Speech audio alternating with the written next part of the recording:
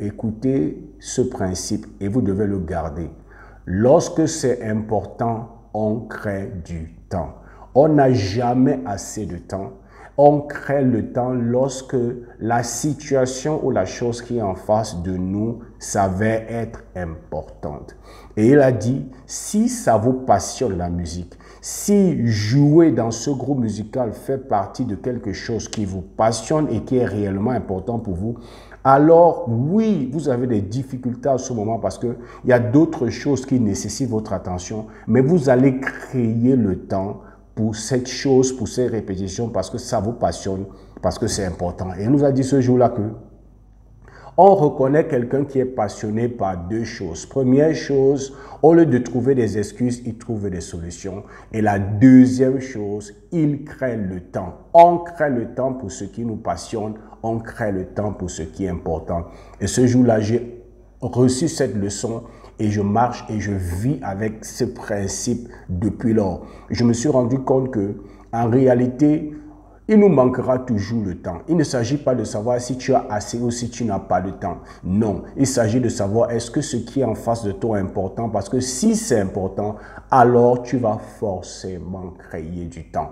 Et les choses qui ne sont pas importantes, on les met de côté. Ça, c'est quelque chose que tu dois intégrer. Parce que beaucoup d'entre nous, nous n'arrivons pas à nous focaliser sur les choses importantes parce que nous pensons en termes d'avoir assez de temps. Je n'ai pas assez de temps. Je n'ai pas assez d'heures que je peux consacrer. Non, ce n'est pas de ça qu'il s'agit. Il s'agit pour toi de créer le temps. Laissez-moi vous dire, celui qui contrôle ton temps contrôle ta vie. Si tu perds le contrôle de ton temps, tu as perdu le contrôle de ta vie. N'avez-vous jamais entendu des gens qui disent que c'est comme si j'ai perdu le contrôle de ma vie? Comment est-ce que tu sais que tu perds le contrôle de ta vie?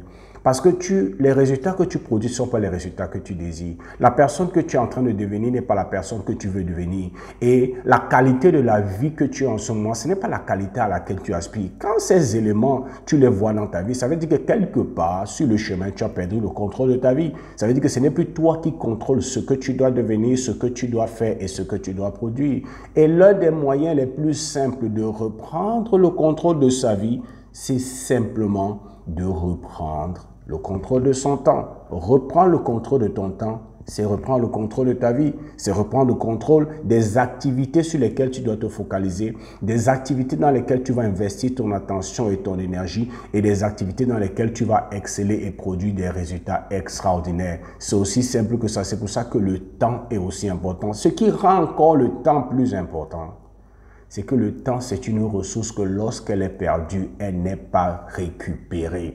Le temps que tu perds, tu ne le récupéreras jamais. Le temps même est plus important en termes de rareté que l'argent, parce que je peux perdre de l'argent et je récupère ce que j'ai perdu. Mais si je ne peux pas récupérer le temps que j'ai perdu, alors économiquement parlant, le temps a plus d'importance que l'argent. Pourquoi encore?